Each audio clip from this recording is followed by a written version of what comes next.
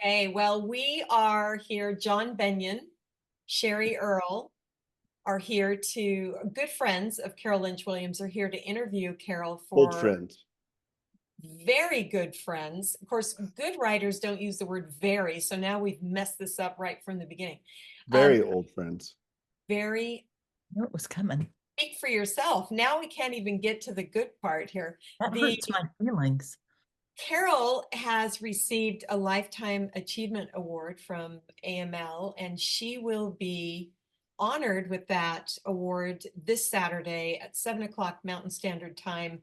After the award, she will do a 5-minute reading from one of her novels. I So think it's an hour and a half reading. half reading. Now So, you're just trying to keep people from coming. I believe oh it no, will be they'll love streamed live also. So everything she says will be just everything she says. There's no editing live, right? 7 o'clock Saturday night. Right. Be there or be square, as they say. Yeah. John and Carol and I know each other from the Utah writers community. We all three live in Utah, actually. John and I are in Provo. Carol is in Mona, which is down south, where she's most comfortable. Which kind of leads us to our first question. Speaking of the South, that's what I meant by that. Oh. Carol, you grew up in New Smyrna, Florida, right? New With your Smyrna. mom, and your sister. Sort of, yeah. I have always said to you that New Smyrna is code for Smurfville. I'm sure it's a made-up town. It is. It is. Yes, it is. Yeah. Thank you for Well, validating that, whatever that It was. is made up. It is a It's made up made town. up. Yeah, No, it's totally it's made just up. a little bit south of Daytona. Oh. So it is not made up. So how But many your players made up. tattoo parlors does it have? All right. I haven't been there in a long time, John. Sorry. Probably I'm sorry, Cheri. I'm stepping on your toes already. You're not stepping on my toes at all. I'm just going to make comments about your comments, and then Carol will make comments about your comments and my comments. And pretty soon We've we'll got be a done, and we won't have Pretty asked. soon Andrew's going to go. Yeah, that's enough.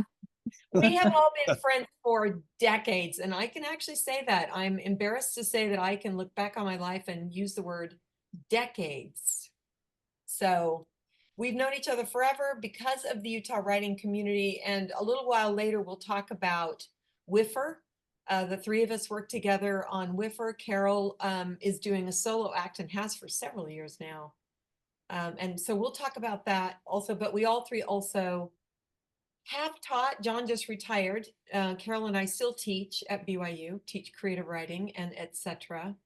at BYU. So we're constantly, and we're also in the same critique group, workshop group.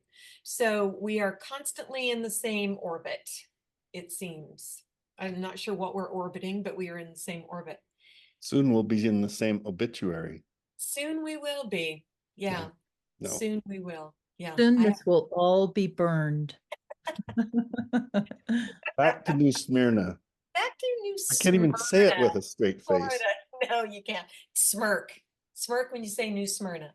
Smyrna. At any rate, I wanted to ask now, this is sort of a Harper Lee connection question. So many writers talk about To Kill a Mockingbird as being such an influence on them. And I'm wondering, because her growing up in her town and her family had a tremendous influence on her. In fact, we know a lot of that's autobiographical. Is New Smyrna that for you at all? I think it is a little bit, as is Longwood, which is where I sort of really grew up after I started my growing up. So I was born in Nebraska. We were in New Smyrna for a while, several years, and then the rest of my life was Longwood-ish area in Florida. And yes, Florida is very important to me. It's always almost 100% of the time where I write, where my stories take place. I almost 100% of the time write about my grandmother, my Nana, who was really an important part of my life. There was a really good friend of mine, still she is a good friend of mine, Vicky. She almost always shows up in my books. So yeah, I absolutely have that. In fact, sometimes people will say, You know, Carol, you remind me so much of that lady who wrote To Kill a Mockingbird. And I'm like, what can I say?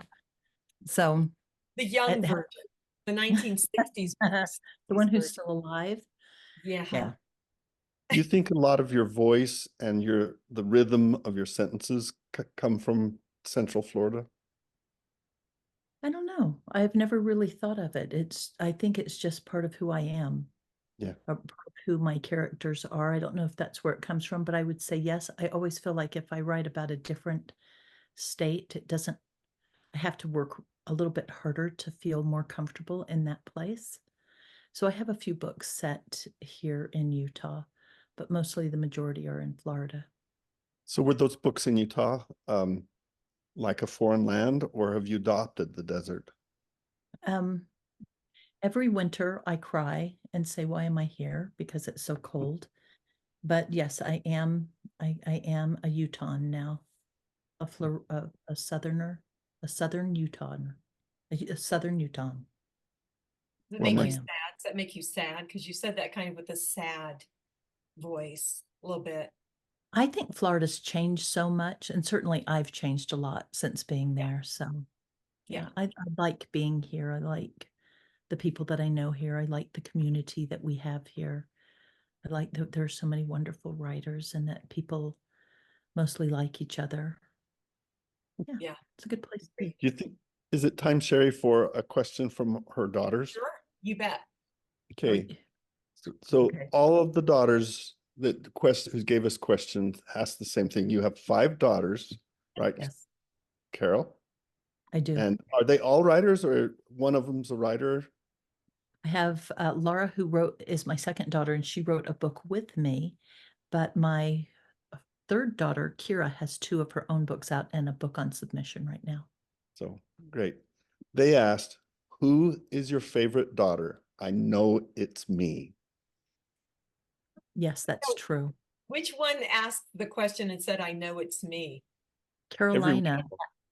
Yes, they all do say that. They will often ask me if they are my favorite daughter, and I always say yes. Well, I want to make a bridge between that and another question, which has to do with your own bridge.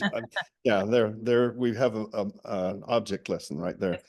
You name characters in your books after your daughters and after other people. Why do you Yes. do that? Or what's the effect of doing that? I don't know if there's an effect, but I think the reason I do it is often because I either love somebody a lot or hate their stinking guts. How do we So, tell which it is? well, I guess what ends up happening to you, John? What happened to you in the book? I have a book where Cheri kissed all the boys. Yeah. Well, Yeah. We have a word. typecasting. Typecasting. Is it? Exactly. This is when we were younger. This is when we were decades younger. Kindergarten. No, not even So it's a kindergarten. form of kind of playing around, though, kind of.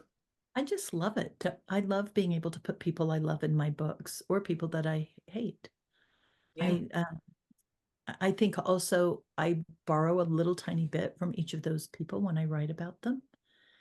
When I wrote The Chosen One, I knew I was going to have a character who was strong, and I chose the daughter that I thought at the time would have been the strongest in this situation. In a polygamous community where you're going to have to decide whether you're going to stick around or not. And that to me was Which is Kira. why Kira is the main character in The Chosen One. Yeah, right. And yeah, there have been times when I've started a book with a daughter's name and then thought, this isn't working. So I don't always use my girls' names, but sometimes. Well, it Yeah. shows how important they are for you, to you. Yeah. And how Yeah. important y'all are. John, you're in my books. Chris Crow's in my books. Cheri is. Lots of people are. Rick. Yeah. Oh my gosh. Yeah. Rick, our good friend Rick. Carol, since you're talking about characters and influences, how far back can you remember, first of all? Because we're, Oh, like I probably said, 3 days decades. ago. When do you think you actually saw yourself as a writer, and what sparked your interest in writing stories? Yeah. So I think I have probably always been a writer without knowing it. though in my family, we were very much storytellers. So, you know, we always gathered around during family reunions when everybody was, you know, living it up and having a good time, and we would tell stories. And there was always something amazing that would happen, like some drunk lady would fall out of the treehouse and kill the fake flamingos, or, you know, something weird would happen because that was my family. So from a very young age, I started telling stories, and when I could write, I started writing stories. And So my mom, are you, oh, go oh, ahead. sorry. I was going to Oh, follow up. Are you also the one that tells those kind of stories? You know, you and I laugh about my mom's stories. Are you the one that tells those stories? you betcha. In fact, I have 2 grandchildren. I am not allowed to talk to them many times. My kids are like, don't, don't. So I Yeah. have, and sometimes I'll say, all you have to do is show him one picture of somebody who's been terribly burned, and he will never light matches again. But nobody ever listens to me. But it's true. Anyway, so that's it. Well, and there, I had a little bit of a follow-up to that, and this is actually, we just barely kind of touched on this with To Kill a Mockingbird. Is there a book, and it can be To Kill a Mockingbird, that influenced you, do you think, to become a writer? A No, book, or maybe more than one book, or a I don't writer? think, I don't think so. I think just reading, I mean, I read everything when I was little. Yeah. Just my books were my teachers. I loved fiction. I loved nonfiction when I was really young. I thought I was going to be a scientist. And so I know, who can believe that? If only I could have added. Yeah, But I know that has to do with math, but yeah. probably science as well. Added, Um, divided, multiplied, any of those things would have probably worked. any of those. Any one of those, yeah. Yeah, so I just was a big reader, and I think that's probably what influenced me. Though my mother wanted to be a writer, and I can remember her writing at a typewriter, a manual typewriter, and I can remember what seems like a stack of pages that big, but I think it was probably not that big, and she would read to me what she had written. And so at some point in there, I think, you know, I start thinking about family stories, the weird things that happen. A lot of the stories in Kelly and Me, which is my first book, happened to my mom or to my aunt or to her other sister, you know. And so I just kind of borrowed those from true life and changed them up and put them in that first book.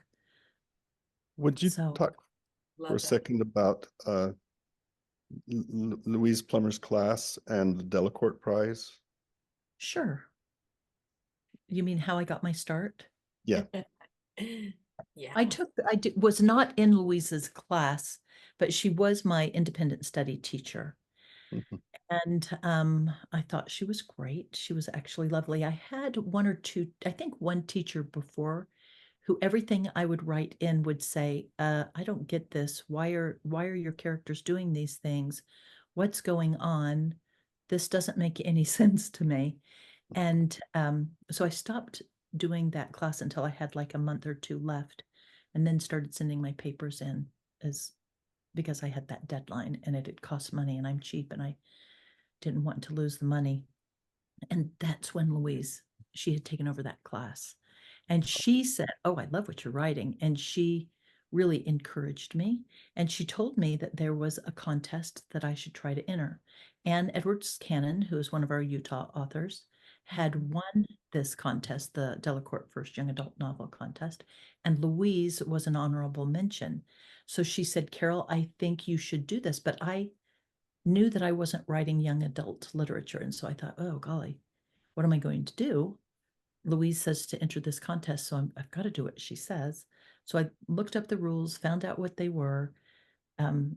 First thing I did was I aged my characters up 2 or 3 years so that they weren't 11 and 12. And then I had to have a specific number of pages. I think it had to be at least 100 pages long. and it was like 97 or 98. So I increased the font size to 14 point, and I sent the manuscript in, and I got a telephone call 4 months later. And the person on the other end of the line said, "My name is Mary Cash. You did not win this contest." She said, "You didn't win the Delacorte contest." She said, "But we would like to publish your book. Would you be interested in that?" And I said, "Oh, yes, I would." And she said, the first thing we need to talk about are your characters. They seem far too old to be doing the things they're doing. Would you make them younger?"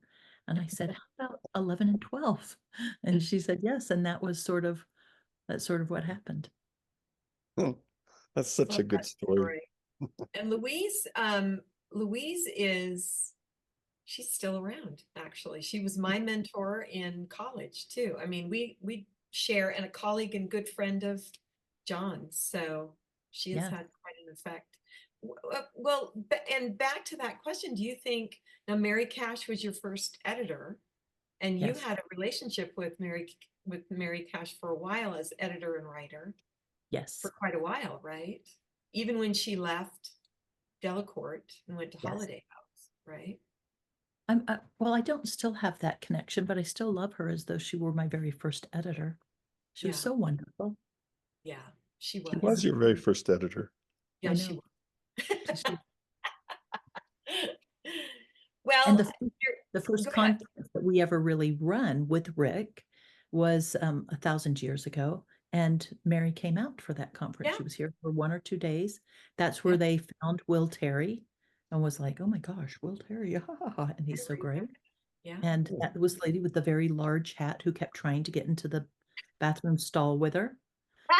There's a lot of things to remember and love about that event. Many. I remember, in fact, that Louise and Mary Cash and maybe Anne too, and several other writers, and maybe another editor, sat on a panel, if I remember right. I don't remember if it was that particular conference, but they were talking about, and this kind of leads to my next question, and I don't want to trample all over you, John, but this is something we kind of talk about later. Yeah.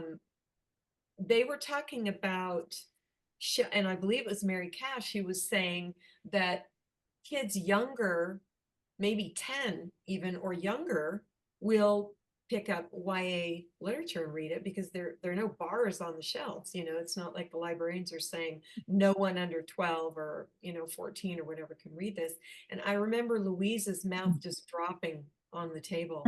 I bet. Yeah. Because she was so naughty in her books. She was very naughty in her books. And some people say that your books are naughty too. Kelly and me, you got some pushback on some of your books. How do you feel about the readers? Who do you envision as your actual readers? You write both middle grade and YA. What do you have in mind? I mean, there are no bars on the shelves, right? So anybody can pick up the book, old or young. Well, maybe I should tell this one story. You should. Maybe I should, and then you'll have to remind me what the question is because I won't remember. But after The Chosen One came out, or was getting ready to come out, we had this library event where I was so lucky. I got to meet so many librarians. And in The Chosen one of the things that happens is, well, there's a bookmobile driver. And at the end for the bookmobile driver is a little bit like, Yeah. and anyway, I'm talking to all of these librarians and they're lining up and they're so sweet and wonderful. And this one lady came up to me and said, "Oh my goodness, I'm the bookmobile driver in my town. This is going to be the best story ever to read." And I just said, "Okay," and I sent it for it and that's kind of what I think about when I'm doing any of my writing. I never think about who I'm writing for, which is one of the things I say to people that I'm helping with their own novels. I write that story that I feel is necessary, that has to be told. If somebody asks me specifically, I will tell them if I feel like the book is too old, but I feel like you have to be careful. One of the things that John mentioned was, what about this idea of, who you're looking at and who you're writing for, and should you be writing things that are a little bit darker? And I really think that kids need all kinds of books. And I also think they need dark books. I think that life is hard. I know it was for me. I know it was for the two of you. I think that if we see characters succeeding in tough circumstances, we're giving our readers, you know, a gift. You can survive. You will live. You're going to make it through this. And so I don't pull back on hardly anything that I write about. There are a couple of things I've decided I won't do in my writing, and those are personal and for me, but they don't make or break a novel, if that makes sense. Yeah. So, yeah, that's Well, kind of it's how I feel about it. so I'm hearing you say that you don't really worry about so much about, well, you're not really saying this, but the reader is not in the forefront of your mind. It's the story that you're telling. Is that correct? Yes. And Okay. people will say, "What's your theme?" I don't even know what a theme is. Did you mean to do that? No, I didn't mean to do that. Did you see that this one thing happened? Oh, did it? You know, I just write my story Right. because that's the story. And that's what I love about writing, is that I can take something and either make something really wonderful or really not so wonderful, but at least that's in my control. I'm always surprised when I write, and I think that's a good thing for writers. And yeah, Yeah, I agree. Agree with you. I was I listening. Part of that, Sorry, John. that I think is hearing your family stories, growing up in a community that finds narrative important, and then reading everything you can get your hands on. And so you have a natural ability to tell stories, or a cultivated natural ability. It's natural, but you've cultivated it. Yeah. and And it's very much 11 or 12. well, I think the other natural part is what you just said, that it's not that you are yourself 12 years old, but you still have a keen memory of what the world is like through the eyes of a 12 or a 13-year-old. So when you're writing about these dark things, or, you know, funny things, whatever they may be, I feel like you are actually talking to that audience. It's just that the story is the thing, you know, for you. So is it compartmentalized the way Cheri just described it, that you're imagining yourself as 11? Because you've often told me, no, my sensibility is 11 years old. So Yeah. why did you have arrested development? No. I really think probably. And Mention. I wonder often if that isn't something that happens to writers. If we have a traumatic event in our life at a specific time, maybe. And I can remember when I was 11, 12, 13, there were a lot of really, really hard things going on in our lives, my little family's life. And, you know, they were hard enough that once my friend Vicky, who I just mentioned, she turned to me in some class and said, why are you doing all of these things? And we were traveling from New Smyrna to Orlando to Daytona every day because somebody was in the hospital in Orlando and then 2 or 3 hours away in Daytona. And we were going every single day back and forth and back and forth. And I said, because it's my family. And Vicky said, you shouldn't be doing this. You're just a kid. But I kind of think when I look back at my life, that's one of those times that I can remember. I kind of think that at that moment, maybe I got stuck there. Not when she said that, but with all of that trauma, all of the things that were happening. That's kind of what I wonder. So if somebody says something, and I have to kind of look at this. Sorry, my dog, I locked my dog away and now she's going to howl. So I'll answer this We can't hear her. question. We You can't hear her yet. Not yet. She Oh, just started. You may hear, if you hear her howl, then you guys can talk and I'll run in and let her out. John and I will just talk. Okay. But yeah, I can't even remember now what I was going to say, but it had something to do with something. It was We really were talking about being stuck in that place at 12 because of the trauma, but I'm not sure what you were going to say next. neither. But that's it. I don't think I don't know that you're you're stuck, but you, it's not just, oh, I think I'll be 11 now. It's that you have an attuned sensibility to the trials of that time in your life. And Maybe. that power comes into every novel, but you're a grown-up now, and you add, it's not as if you're still 11 writing. You have all of your experience and all of your reading to add dimension to that, but that central voice just hits me every time I read one of your books. So Oh, thank Yeah, you, John. it is that, as you said, sensibility of a young preteen. Yeah, I think so too. And in fact, that's a nice springboard into, I wanted to ask one more question about that and then talk about some of those themes that come up in your fiction. Themes? Themes. I know you said you don't know what that is, but I know you do.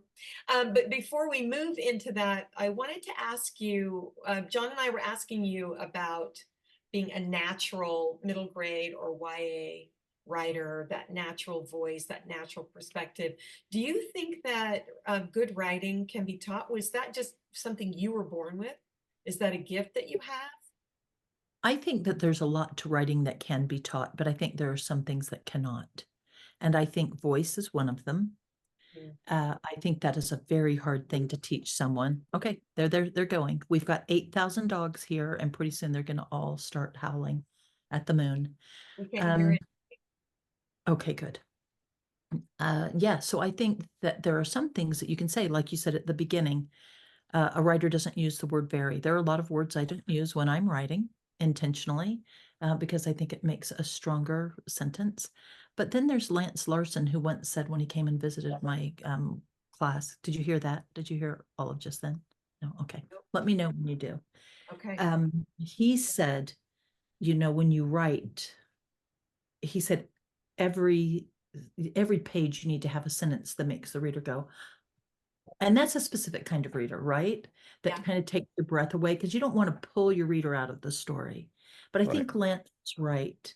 And if you're doing a really good job, the reader never realizes the writer is there. That's the hope, that we Yeah. never see the footprints. We never see any hint of the writer. But I do also think that there are lots of ways that you can strengthen your stories. So now, did you hear that one? Nope. No, you're still not hearing it. Still not hearing it. Yeah. I John? think you can relax about the howling dogs in your head, Okay. Carol. For sure. in your I head, have, add I that. have, I have howling dogs in my head all the time. They're not in my head. Share I'm that. gonna I have big don't feel like trouble. you should share that with anyone ever. I have a question, but I know you're going someplace, Cheri, but No. Go ahead. is there's a difference between popular novels and novel novels. Popular novels, fiction is kind of like a diversion, escapist a little bit. Often they take you out of your life, and a novel makes you think about issues and your own life in an important way. And it seems like that's the kind of writing you do. And that novels have traditionally asked really important questions. And we've talked about, you said young people need to face difficult situations. And what spiritual, emotional, mental skills do you hope they come away from your novel with? I don't mean they may not have answers to their questions, but they will have better abilities to figure out the questions on their own. So what skills, what do you hope people leave your novels knowing about how to do? That's a really weird question. Sorry. Well, how to No. meet the world, right? Or at least feel like they're not alone, maybe. Yeah, I think that's what I want. But that's never, John, that's never in my mind when I'm writing. Mhm. It's afterwards, and usually it's when somebody has come up to me and said, I want to do what you do. I want to be like I want to write. I want to make people feel the way you made me feel. I want to, and when people will say something, then I'll think, oh, wow, that's really cool. But I think, at least for me, when I write a story almost 100% of the time. It's a story that has to come out. There's something inside that I have to get rid of. And I hope that I don't embarrass you, Cheri, but I remember before I started waiting that I had my very good friend. This was a few years before my very good friend had lost her son. I had an interpreter who was translating one of my books into another language. Her daughter had died. My daughter's first boyfriend was killed in a terrible car accident. And I remember going home this one day and I was just like, couldn't breathe. There was, one of my girls' friends had been killed on a skateboard. And I had this thing and it was pressing right here. And I almost couldn't breathe. And it was so horrible. And I had watched my good friend, I knew she was suffering and my daughter was suffering, and it was too much. It was just this awful, awful thing. And when I start to feel like that, I know I have to do something about it. Does it take all of those horrible things away? No. Does it change my friends and their lives? No. Does it ease it a little bit? Yes. We all experience horrible, awful things, and I don't think people should experience them. I think it just happens. I think it happens in our community of members of the LDS community. It happens certainly in this little town where I live. All around, everywhere, people are hurting, and we can offer so much to people when they read a book and say, oh, I get it, I get it. I'm not the only one. I'm not the only one. I want to push just one more inch, and when I used to take students to plays, and we went to some plays that were really hard. One of the other teachers in the study abroad program said, I'm a lawyer and I deal with the most horrible things every day in the courtroom. Why do we want to replicate that in real life? And I think that's a question I'm asking you. I think it has something to do with this difference between 11 and your age now. That your wisdom when you have that feeling, I've got to get rid of this thing, you're not just dumping some other evil thing into the world in the form of your writing. You know that your character is going to make it through this horrible thing. You know that.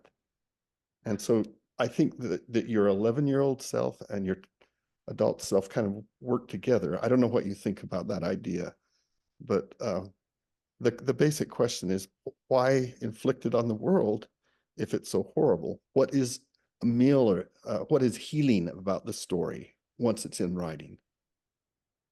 Well, first of all, there is this wonderful thing called the library. And if somebody doesn't like my book, they don't have to read it. And in fact, it's one of the things I taught my girls. Nobody has to tell you what to read or what not to read. You decide. If you don't like this book because it's boring, close it. If you don't like this or whatever, close it. You don't have to read anything. I had a student who once got very angry with me and said, why do you write this stuff? Why? It's awful. It's so depressing. It's so dark. And I just said, because that's exactly how I felt.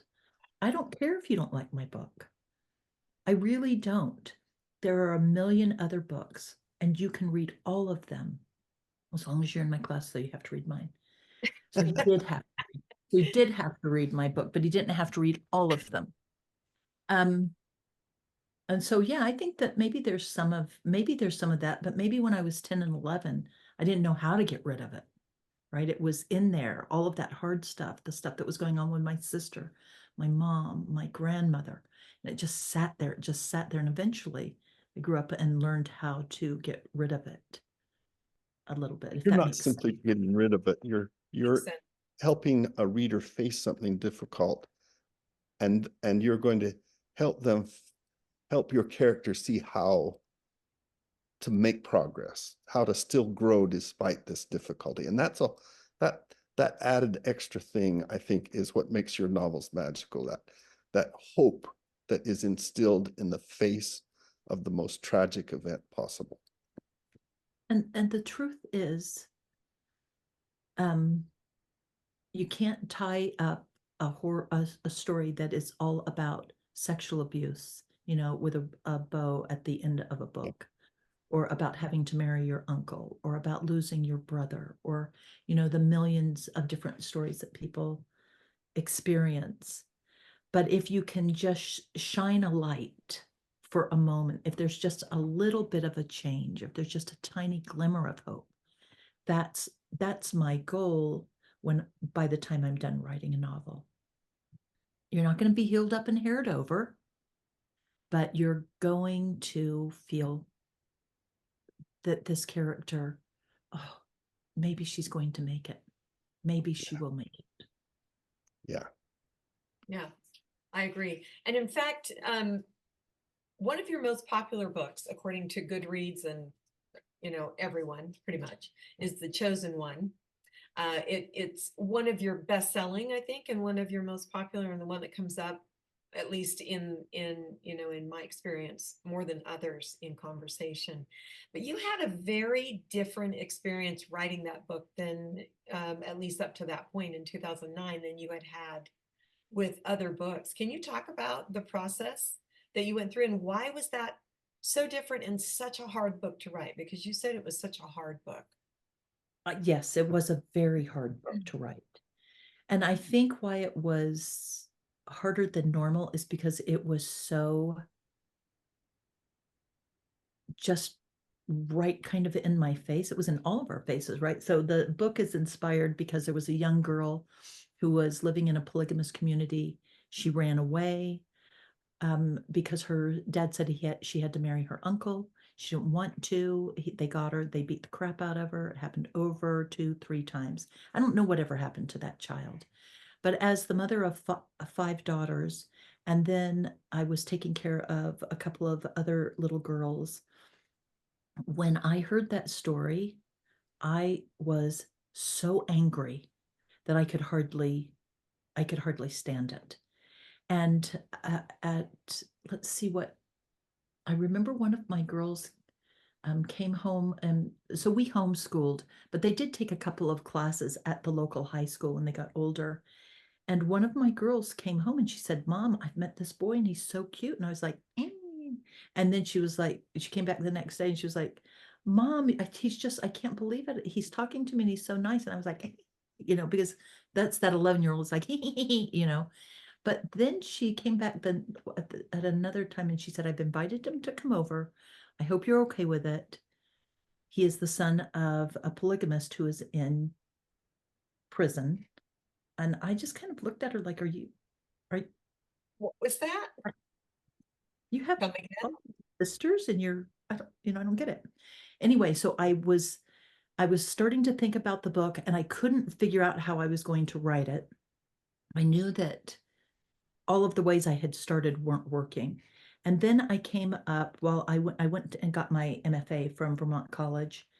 And in the beginning of one of our first classes, because that book had been sitting in my brain, it just had been sitting there, and I knew that and then all the stuff had happened in the news, and then there was this young man, and I knew about his mother and his other mothers and his dad and his siblings, and I was sitting in class, and the line, "If I was going to kill the prophet, I'd do it in Africa," came into Love my that brain. line. And I thought, oh, that's my novel. I had no idea what my book was going to be about. But I began to do a lot of research, and the research just was awful. It was just awful. It was too much. And it was almost too much to bear. And so what I began to do was write it in kind of in an episodic way, a little bit here, a little bit there, a little bit here. And that was difficult for me because I never plan out my books.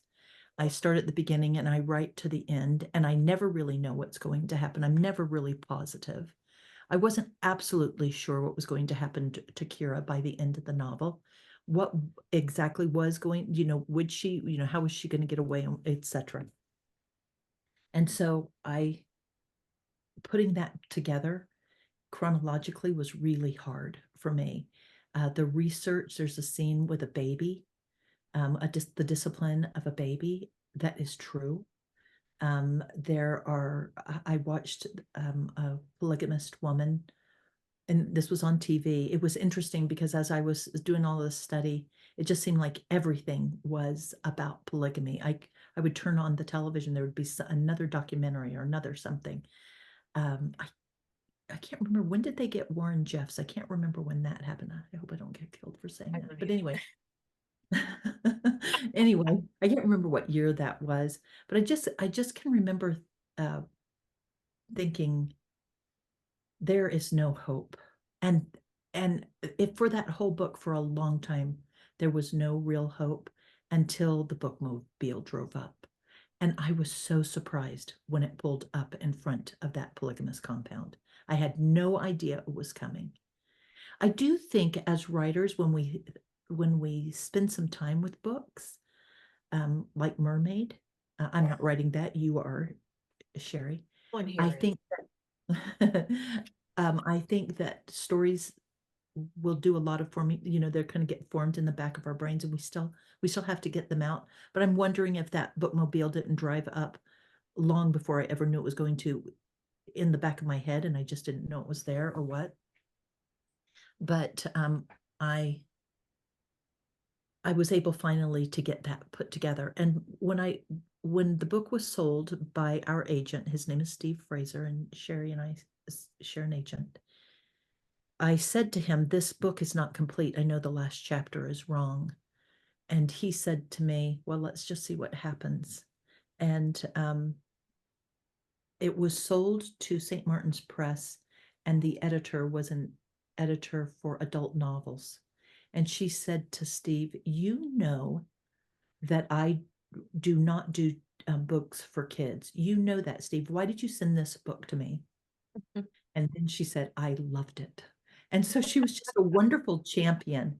But she said to me, the end is not right, Carol. And I said, I know. And she told me all of these things that she thought I should do. And I knew she was wrong. But I went ahead and did it anyway. And then I realized one of my most favorite mottos, less is more. And I rewrote the end and I sent it to her, and she liked it. That's my tidbit for the night. Less is more. Always. I love that. Well, I love your description of how you wrote it, though, that you wrote it in scenes. Yes. And then you laid it out. Oh, yes, yes. Chose the scenes that you wanted in what order and in what chapters. Yeah, exactly. I had to get it ready for my for class, whatever, at the very end when you turn in your full novel, whatever that's called. And it was not in any shape. So I just set it out in scenes all over our family room, and well, maybe this one will go here and this will go here, and like a deck of cards. I love that.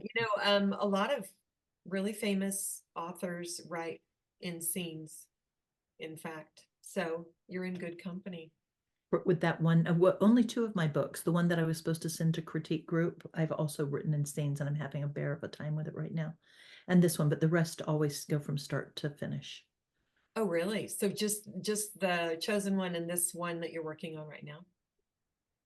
Yep. That's such a hard thing. I think you should challenge your students to do that. See just how hard that is. To go from scene beginning by scene. Oh, scene by scene. Just writing in scenes and then trying to pull it all together. I think that's an excellent. I know you say you don't have themes, but Cheri has pointed out, earlier that a lot of your characters are in broken families, and they find a way to make a connection with some important person that enables them to succeed. And I was thinking about the connection between the church and your writing and agency and trial. And it seems like that to me, that a lot of your girl protagonists are trapped in some way where they cannot choose freely. Their agency is impeded. And I think that in your books, there's a link between agency, the ability to act in your own person, and personal empowerment. And those are really two ways of saying the same thing. But I wonder what you thought about that link between agency and being empowered. Well, yes, I think if you have agency, you are empowered. But do I ever think about it when I'm writing? Not Right, really. yeah.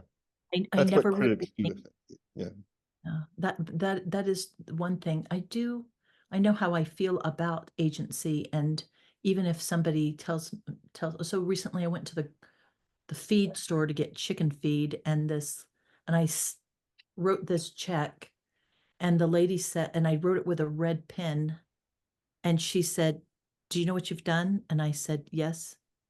I wasn't sure what I'd done, but I was pretty sure. And she said, "You've written this with red ink." And I said, "I know." And she said, "Do you know what that means?" And I said, "Yes, it means the check is going to bounce, but I have money in there, so don't worry." And she said, "No, it means that you've done something wrong. You should only use black ink and blue ink." And I thought, I will never come back to your store again. That's how I felt about her trying to Wow. make me write the check with black ink or blue ink. Also, if you write a check with red ink, supposedly it will bounce, at least in the poor South. So I really like agency, and I want it. And John, I think I don't think about that when Yeah. I'm writing. I just tell my story, But whatever it is. But but it that is, I think that that's true, and I think that's true for all of us, right? There has to be something that our character is overcoming, and it's something that they cannot control. yeah. And if they can't control it for whatever reason, then we have a story. Otherwise, I mean, if they can do everything perfectly, there is no story. And you don't set out to do it, but that love of freedom to make choices and to face difficult situations and overcome them, that's in your heart already. You don't Oh, choose it, but it's there in your heart. You've told me before. I can remember a time in graduate school, one of my fellow students said to me, because we were in a workshop class with Leslie Norris, I think it was, and she said to me, and Chris Krebs said the same thing. He said, "Do you realize that you have no men of any redeeming qualities at all in your book?" And I'm like, "Well, yes, I do." And then I realized only one, only one, and there were several men in there. And as I read, I didn't see that. And that was absolutely, I had no idea even after I'd written it. In your stories, and I've written this, you saw this hopefully in the notes, because I don't want you to be taken by surprise here. The themes that I have seen in your books generally are about family, kind of messy family, the business, messy business of growing up in a family, especially mother-daughter relationships, sister relationships. I see, as John pointed out, broken and struggling families. I think this is something a lot of kids can relate to.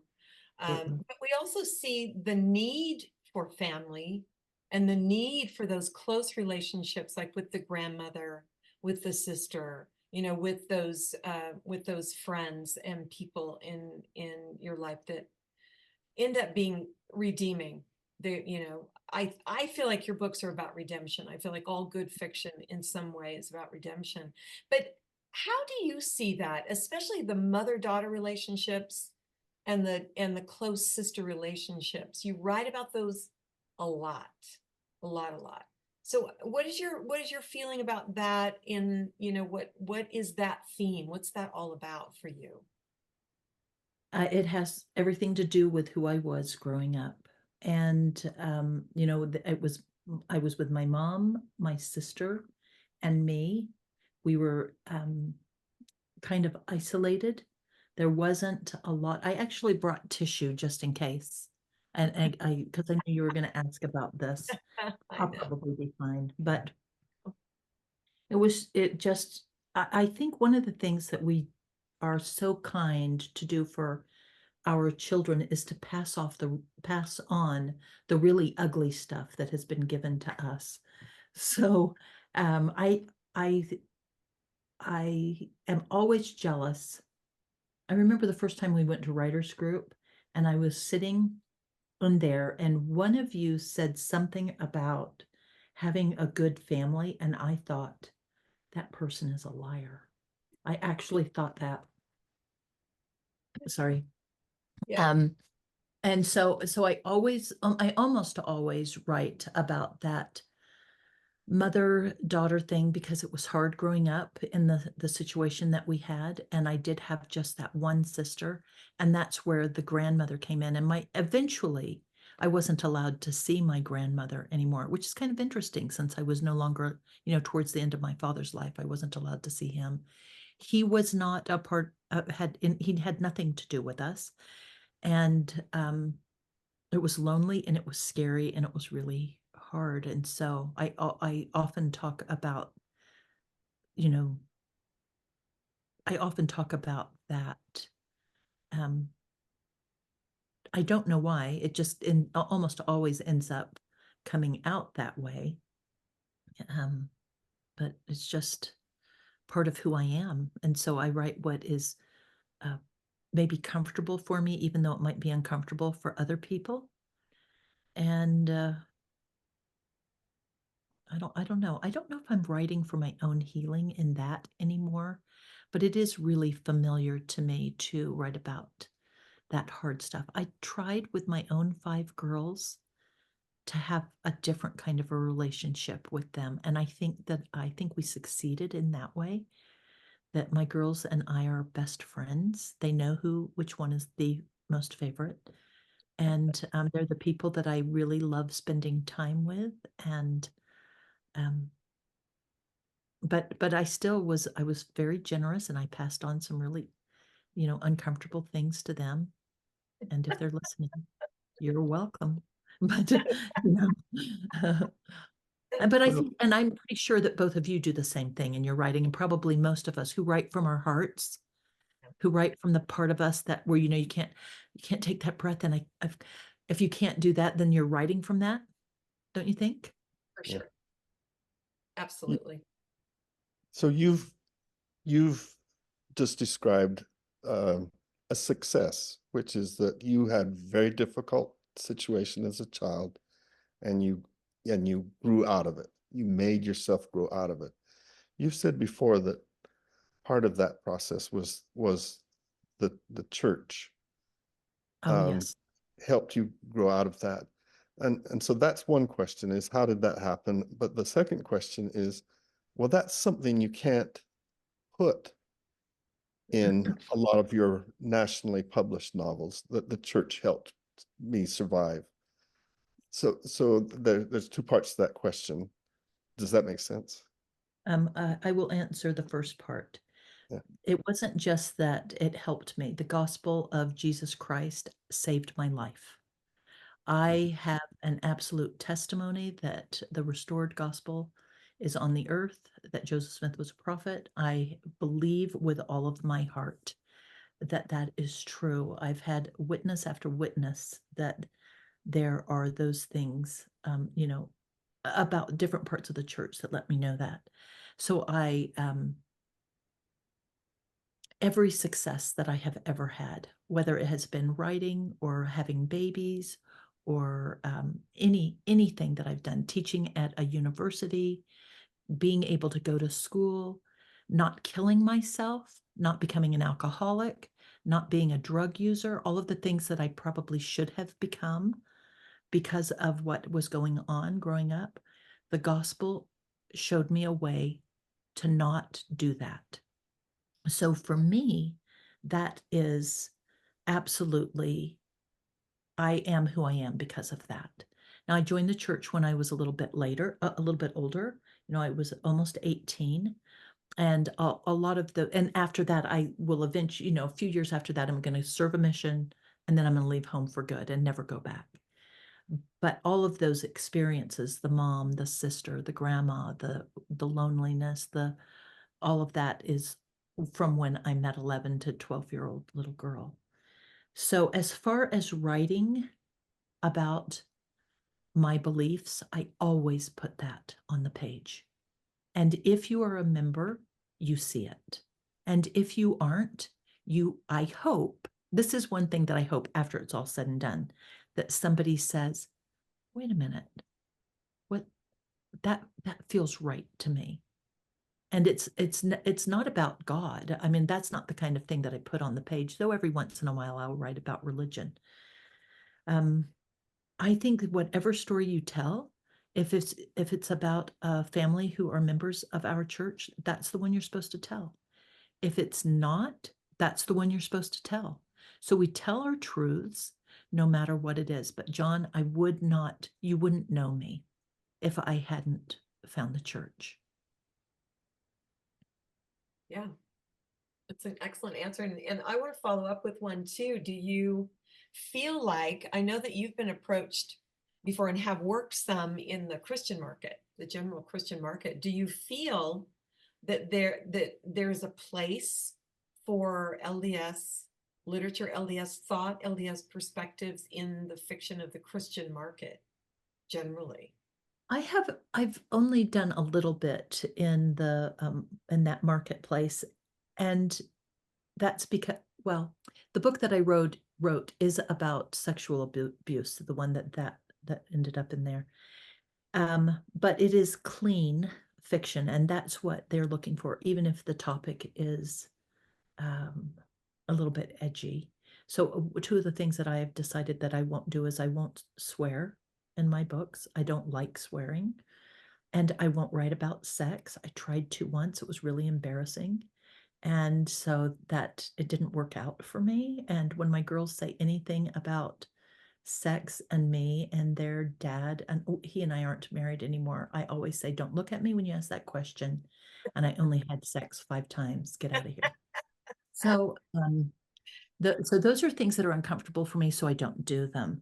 And so I think that any story that you want to tell, if you tell it well, it can be in the national marketplace.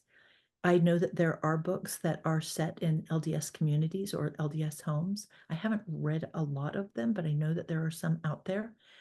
At this point right now, I haven't written any of them where anybody comes out and says straight up, we're members of the Church of Jesus Christ of Latter-day Saints. But, they might say families are forever, or they might say family prayer, or, something like that. I think that we're about out of time, but I want John want me to keep talking. No, I heard what you said. Yeah, I think there's an aspect of your career that we at least need to touch on, and that's your role as an educator and as a facilitator through the Writing and Illustrating for Young Readers conference, developing writers. Tell us a little bit about the pleasure of helping people write and get published. Yeah, as a teacher, and also through the WIFR conference too, that you host every June. Yes, well, I love it. Writing and Illustrating for Young Readers. John Bennion, Chris Crow, and I started that 25 plus years ago. And then Cheri helped soon. And then a few years in, Cheri Earl came in and was a part of it. And eventually we left. It was at Brigham Young University, and we left and took it on our own. I love being able to talk to people who are writers. First of all, we're a bunch of weirdos. I love being with people who are weirdos like me. I feel very, very comfortable with people who think the way I think. I love it. We've seen through Writing and Illustrating for Young Readers, we've seen a tremendous success in the local market, here in Utah, with people who have won Newbery Honor. We've had a couple of those. people who have been New York Times bestsellers, people who have just found an agent, people who have published, one novel, and people who have just had a career of it. One of the things I always tell my students is, I want you to succeed because you have to take care of me in my old age. And when I started teaching, that they had a few years before that was going to happen, but now it's here. So I love to see them succeed, because first of all, I think everybody thinks they can write a novel, but I don't think that's true. I don't think I lied. I don't think everybody can write a good novel. And so my goal is to teach people to be the best writers they can be. And my students at BYU, I'm watching them succeed, and I love it. I love it. And I love seeing people succeed at the writing and illustrating this year. We had one of our teachers was a publisher, and he took 2 manuscripts right then. He said, I'm buying these 2. And you other 8 people, if you keep working, I will buy your manuscripts too. I know that an editor who would usually buy only through an agent said to one of my students, you send me your manuscript. I love it. It will be interesting to see what happens there. Another one I think is going to get an agent. To me, that's the most exciting thing ever. And I know that there are people who love to travel, and they love to, do all of these wonderful, wonderful, fun things. What I love to do is write and read and see people succeed. I think everybody in the world should be a children's book writer. Well, congratulations on your career and as a writer and a teacher, and on this award. You have many other awards, but this is, we thank you. I thank you. And for those of you who will be watching this or are watching it now, Carol, I don't think she goes a semester without involving herself in some sort of writing service to someone else, helping someone, reading a manuscript, teaching them how, that conference is work on it all year round kind of thing. So you go. congratulations. Yeah. May I say one last thing that I would, one of the things that we do at Writing and Illustrating is we have the Ella Hughes Foundation, where we remember Chris Crow's granddaughter who died. And this year we are gathering books for a library that they're building in Mongolia. And we have a friend, Kevin Kelly, Cheri, he is putting this together. And so if people have books that they want to donate, and these are books for kids, picture book to young adult, fiction and nonfiction, if that's something that you want to do, we would love for you to reach out and let us know. And can I give my email address? Yeah, well, I think, well, you can give it right now. Is that what you mean? I was going to say, I'm not sure how we can send it. Yeah. Yes. It's 1-800-CALL-ME. No, that's a different one. It's Carol Love. Carol Loves WIFYR @gmail.com. Carol Loves WIFYR. And so that's if anybody has anything they'd love to see their books. They don't have to be new. They don't even have to be gently used. There's nothing on the shelves right now. So okay, so they can just email you and find out how to donate. Yes. Right? Yeah. Okay. Kevin will be gathering everything, not me. Wow, so that is great. That's terrific. Thank you.